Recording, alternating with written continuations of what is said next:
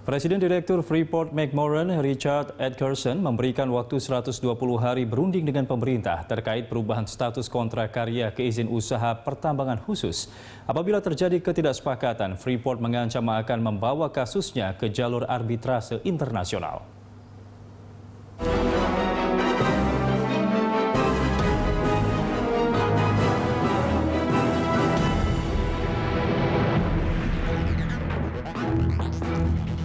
Pemerintah telah menerbitkan izin usaha pertambangan khusus atau IUPK operasi produksi untuk PT Freeport Indonesia berdasarkan Peraturan Pemerintah Nomor 1 Tahun 2017. Dalam aturan tersebut, perusahaan tambang pemegang kontrak karya harus mengubah status kontraknya menjadi usaha pertambangan khusus IUPK. Namun hal itu ditolak oleh Freeport. Freeport McMoran telah mengirimkan surat ke Kementerian ESDM terkait perubahan status kontrak karya ke izin usaha pertambangan khusus yang dianggap secara sepihak. Freeport meminta pemerintah mengkaji ulang pengubahan kontrak karya menjadi IUPK. Pihak Freeport menilai konsep IUPK akan merugikan karena adanya penerapan tarif pajak tidak tetap. Itu artinya tarif pajak yang dikenakan bagi Freeport bisa berubah sesuai kebijakan dari Kementerian Keuangan. Penerapan tarif pajak di IUPK berbanding terbalik dengan kontrak karya yang menerapkan tarif pajak tetap sampai dengan kontrak berakhir.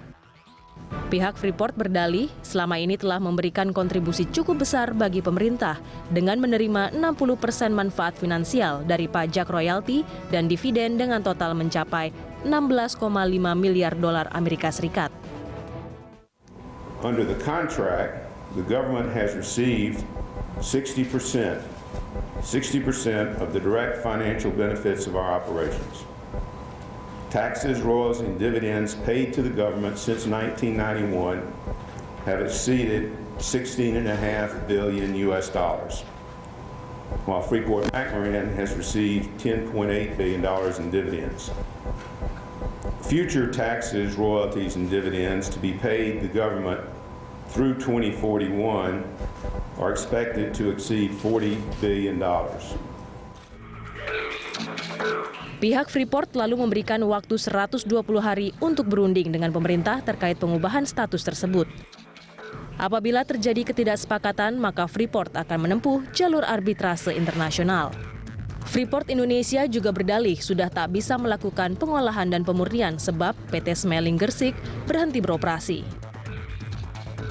On January 17th, 2017, PT5 submitted to the Ministry of Energy and Mineral Resources a notification describing breaches and violations of the contract by the government. PTFI expressed a sincere hope that this impeding dispute with the government can be resolved between the parties, but PTFI reserved all of its rights pursuant to the contract against the government, including the right to commence arbitration to enforce all provisions of the contract and to seek applicable damages. Menanggapi ancaman arbitrase Freeport, Menteri Energi dan Sumber Daya Mineral Ignatius Jonan menegaskan, pengajuan arbitrase tidak hanya bisa dilakukan oleh Freeport.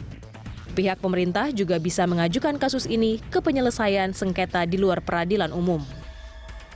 Seandainya Freeport tidak bersedia melakukan negosiasi, maka pemerintah akan bersikap tegas. Ya kita ingin ini dicarikan solusi menang-menang, dicarikan solusi yang win-win. Kita ingin itu, karena ini urusan bisnis gitu. Jadi oleh sebab itu saya serahkan kepada menteri. Tetapi kalau memang sulit diajak musyawarah dan sulit kita ajak berunding, ya kita nanti akan bersikap. Sebelumnya, Menteri Keuangan Sri Mulyani Indrawati meminta PT Freeport Indonesia dan investor yang mengeruk kekayaan alam Indonesia tunduk pada aturan dan undang-undang yang berlaku. Saat ini pemerintah sedang mengatur kembali pengelolaan pertambangan mineral dan batu bara demi memajukan kepentingan nasional dari kegiatan investasi hingga royalti. kita juga ingin mengikuti peraturan perundang-undangan dan menjelaskan secara baik kepada seluruh investor sehingga mereka juga tidak mempersepsikan bahwa pemerintah Indonesia mencoba melakukan berbagai halangan-halangan atau kesulitan-kesulitan karena itu semuanya sudah ada di dalam undang-undang. Pemerintah tidak akan gentar dengan ancaman Freeport terkait arbitrase karena kontribusi Freeport selama ini dinilai tidak terlalu besar ke dalam kas negara. Sebelumnya, Freeport mengklaim telah membayarkan royalti dan pajak sebesar 214 triliun rupiah selama 25 tahun beroperasi di Indonesia. Menurut Menteri SDM, Ignatius Jonan, jika dirata-rata, kontribusi Freeport hanya sebesar 8 triliun rupiah per tahun. Nilai itu kalah jauh dibandingkan penerimaan cukai maupun penerimaan devisa dari tenaga kerja Indonesia. Bahkan kontribusi Freeport masih kecil dibandingkan pembayaran pajak dan dividen PT Telkom yang mencapai 20 triliun rupiah. Menteri Koordinator Bidang Kemaritiman Luhut Binsar Panjaitan juga memastikan pemerintah sangat siap menghadapi gugatan PT Freeport Indonesia. Karena Indonesia tidak boleh didikte oleh perusahaan multinasional seperti Freeport, maka pemerintah tidak akan mundur dari aturan terkait perubahan kontrak karya menjadi izin usaha pertambangan khusus. Kita sudah memberikan opsi terbaik yang tidak melanggar undang-undang dan peraturan yang ada. Ya, enggak apa-apa. Tadi kita siap kalau itu diajukan ya kita akan layani dengan baik. Ya kita, kalau yang kita hitung mestinya kita menang dong. Kita di undang-undang Indonesia, anunya di Indonesia, kita undang-undang 2009 harusnya dia sudah membuat smelter, dia tidak buat smelter. Dia harus divestasi 51%, dia tidak divestasi waktu itu. Jadi apalagi? Meningkatnya ketegangan antara Freeport dengan pemerintah membuat saham Freeport-McMoRan terus tergerus pada pekan lalu. Pada perdagangan Selasa malam 21 Februari 2017, saham emiten berkode Bursa FCX itu ditutup anjlok 5,23% ke level $14,13 Amerika per unit saham.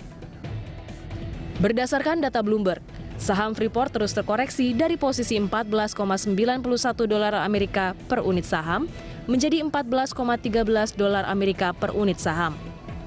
Penurunan harga saham mengakibatkan penurunan kapitalisasi pasar Freeport ke level $19,24 miliar Amerika. Polemik izin usaha Freeport Indonesia berimbas negatif terhadap kinerja saham induk usaha di Bursa Amerika Serikat.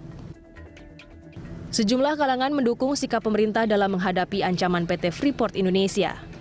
Pemerintah diminta tidak perlu takut dengan ancaman tersebut karena langkah menyelesaikan investasi dan usaha PT Freeport Indonesia sudah tepat. Wakil Ketua Komisi 7 DPR RI, Satya Wirayuda, meminta pemerintah tidak perlu khawatir karena Freeport telah melanggar pasal 170 Undang-Undang Minerba. Harus mematuhi pasal 170 yang saat ini sudah jelas-jelas dilanggar. Karena di pasal 170 itu kalau statusnya masih dalam bentuk kontrak karya, maka pembuatan fasilitas pemurnian atau smelter itu harus dilakukan paling lambat akhir tahun 2014. Ketua DPR RI Setia Novanto juga meminta pemerintah siap menghadapi tuntutan itu. Menurut Novanto, apa yang dilakukan pemerintah sudah tepat.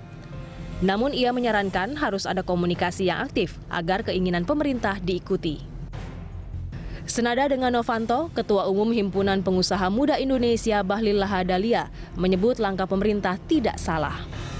Selain menjalankan undang-undang, pemerintah tidak bisa disalahkan terkait syarat perubahan KK menjadi IUPK.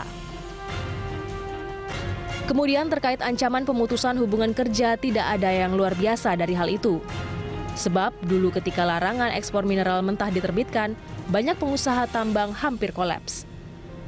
Hal itu pasti menjadi perhatian pihak Freeport. Polemik perubahan kontrak kerja PT Freeport Indonesia telah membuat Cepi Hakim mundur dari posisi Presiden Direktur Freeport Indonesia. Kondisi itu diakui bos Freeport, McMoRan Richard Edgerson, sebagai keputusan yang sulit. Richard mengapresiasi sumbangsih Cepi selama 4 bulan bertugas memimpin Freeport Indonesia. Sementara itu, pekerja tambang Freeport maupun perusahaan kontraktor mulai terkena dampak proses negosiasi izin usaha. Kantor Imigrasi Kelas 2 Tembagapura mencatat, lebih dari 20 pekerja asing yang bekerja di kontraktor Freeport telah meninggalkan Timika, Papua. Menurut Kepala Kantor Imigrasi Tembagapura, Yesaya Samuel Enoch, para pekerja asing tersebut kembali ke negara asalnya karena habis kontrak dan terkena dampak pengurangan tenaga kerja. Sejauh ini, karyawan perusahaan kontraktor Freeport yang terkena PHK telah mencapai 300 orang dan ratusan karyawan Freeport Indonesia telah dirumahkan. Berdasarkan surat dari Freeport-McMoRan kepada Menteri SDM Ignatius Jonan pada 21 Februari 2017, Richard C. Edgerson menyebut pihak Freeport masih percaya akan mencapai kesepakatan dengan pemerintah, meski dalam beberapa isu penting keduanya belum mencapai kesepakatan. Edgerson menambahkan, pemerintah dan Freeport mempunyai tujuan yang sama, yakni meningkatkan pertumbuhan ekonomi dan dapat memberikan kesempatan bekerja bagi ribuan pekerja asal Indonesia. Di sisi lain, Kementerian Keuangan sedang menghitung ulang potensi penerimaan negara jika PT Freeport Indonesia berubah status dari kontrak karya menjadi IUPK. Sebagai informasi, peraturan royalti dalam KK terhitung 1% untuk emas dan perak, serta 3,5% untuk tembaga. Sementara itu, hitungan royalti emas di dalam IUPK tercatat sebesar 3,75%, perak sebesar 3,25%, dan tembaga sebesar 4%. Dipastikan, hasil estimasi belum tentu sama dengan realisasi perhitungan. Itu karena negosiasi belum tuntas antara pemerintah dan Freeport terkait kewajiban yang perlu dijalankan PT Freeport Indonesia. Tim Liputan Berita 1.